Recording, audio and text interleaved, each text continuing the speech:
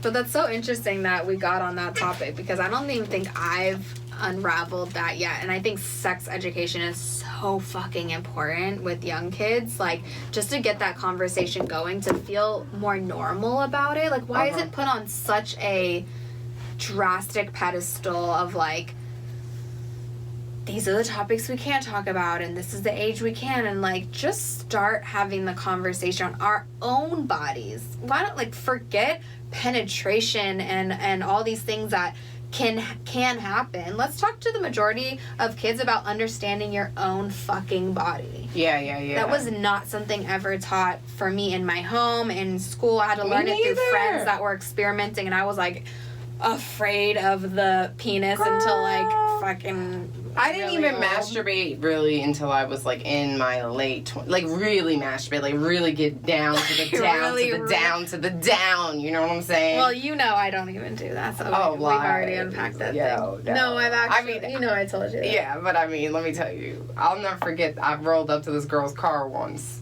Mine? Yeah, remember when you pulled out all those, like, and who was I with? Oh, Jessica. Remember Jessica? You're straight up lying right now. Oh, no, Who's not. Jessica? Jessica, who used to work with me. The producer. Right. And we rolled up, and we were doing a shoot with you, and you had toys. What? And all your lingerie. Did I really? And you showed me your new toys, yeah. And, like, you and I were, like, getting all excited, and Jessica was like, oh, my God. Did I really?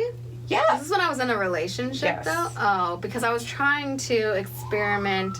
But see, why does it take being in a relationship to, like, go into that? Why can't we, like, learn about ourselves and feel like that's safe, too, you know? I mean, that's my thing is, like, that's what I've embraced recently is, like, I'm all about what makes me feel good. And it should be. And it shouldn't be back alley and dark roomy. Yeah. You know what I'm saying? Like, that should be an elevated conversation of, like, owning our power and exploring those things. I mean, shit, I'm European. Our people walk around topless, like, forever. Yeah. It's like breasts aren't seen as something sexual. It's just womanly and part of your, like, being. And I think if we were more...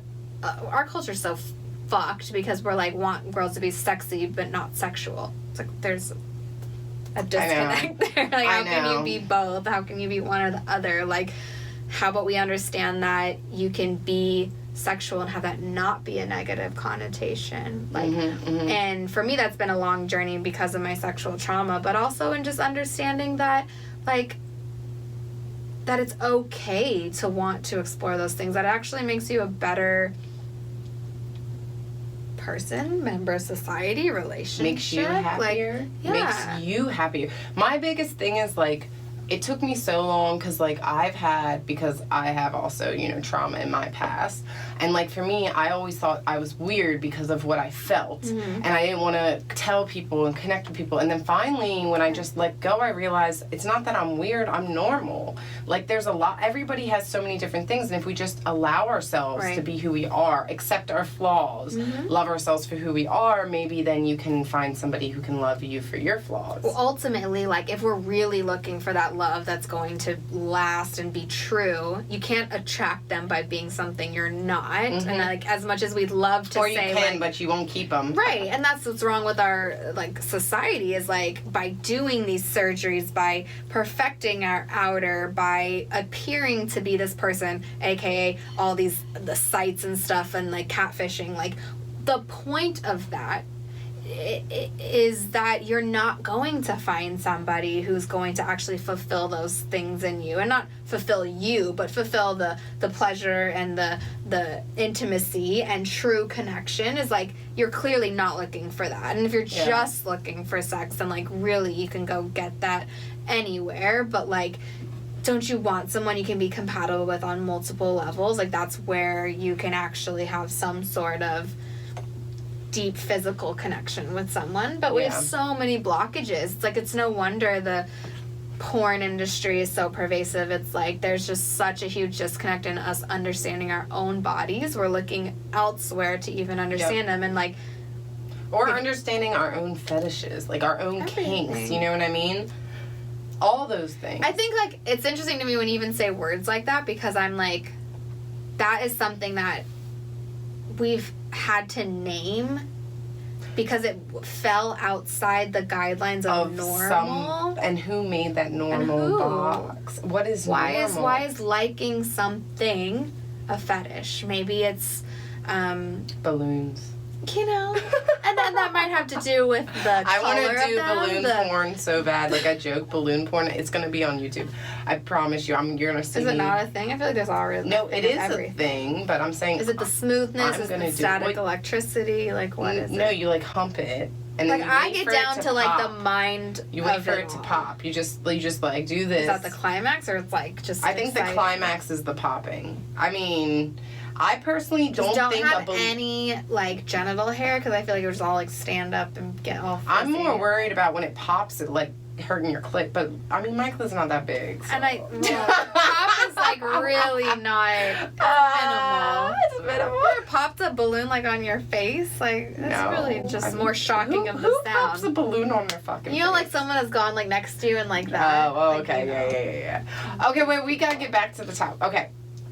Bringing it back, because this is what we do. We could talk for like 5 hours, probably. All the topics. So, okay, let's talk about what happened that made you start looking. I know, because you looked on Facebook groups. Like, right. What led you to that? How were you feeling? Things like that. Because you had at this point had your implants for how long? 6 years. Okay. And honestly, the last shoot I ever did was with you in Miami. Okay. And I believe I was sick even then. I mean, I had been sick for a long time and not really...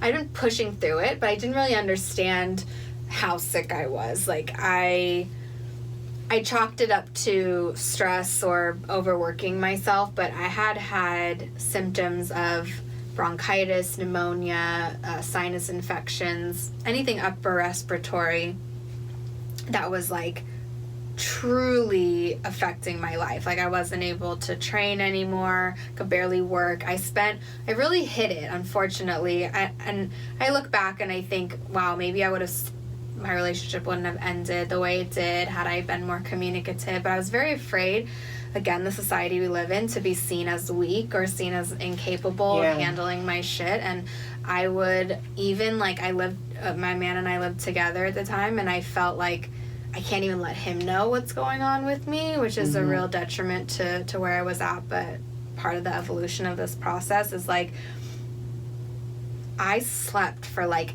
16 hours a day. And, like, I would get up, I would go see clients, and then, like, I, like, dragged myself back to the bed. Like, I had zero energy.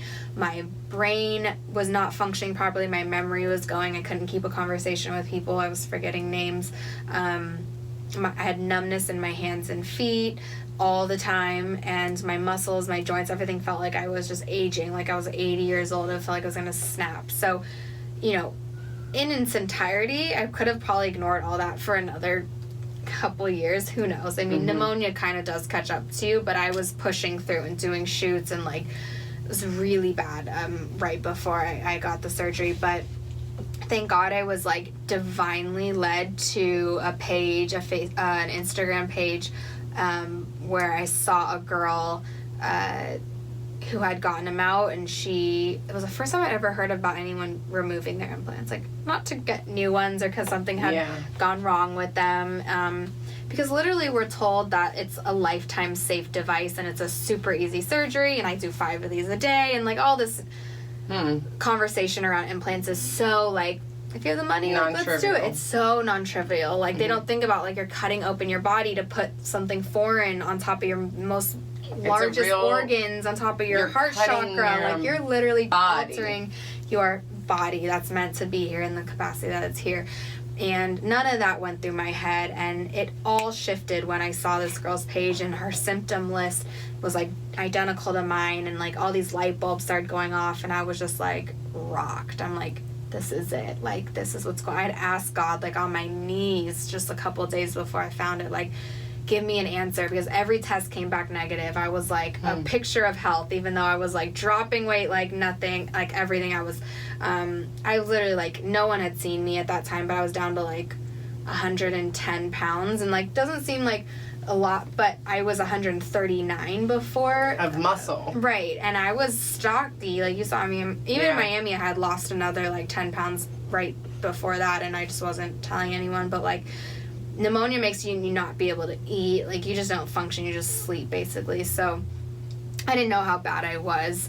But then when I got tests done before surgery, and that whole process to even finding a surgeon was insane, because actually I think it's something important to talk about in this capacity. Like, just interviewing plastic surgeons in the reverse of, like, not going in there to get something altered and beautified and the things they know how to talk about. I was searching for a plastic surgeon who could just remove something from me, who could bring me back to my organic, natural state.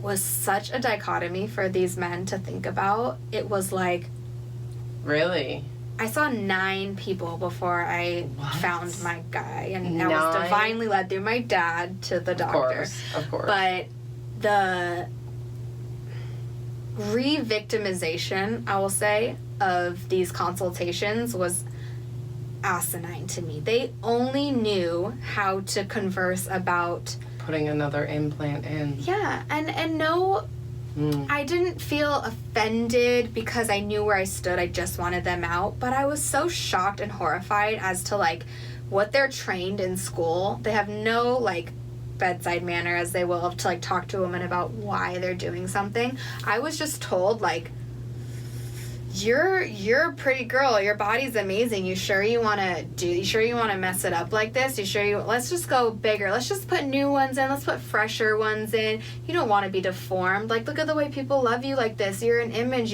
you need to keep this, who's gonna love you? I mean, the things they were saying, I was like, no, are you serious? Really? I really was like, really? They really said those things to you? Even so much as, like, one guy, like, touching my abs and being like, oh, like, you have a beautiful body, like, let's just put some newer ones in there, like, you won't be happy with when I take them out. Like, wow, it killed me, because I'm sitting there, like, deathly sick, and knowing in my soul I just wanted them out, and I just want to, like, heal as my body should, and I'm being told these messages of, I'm gonna be deformed, I'm not gonna be loved, like, it's a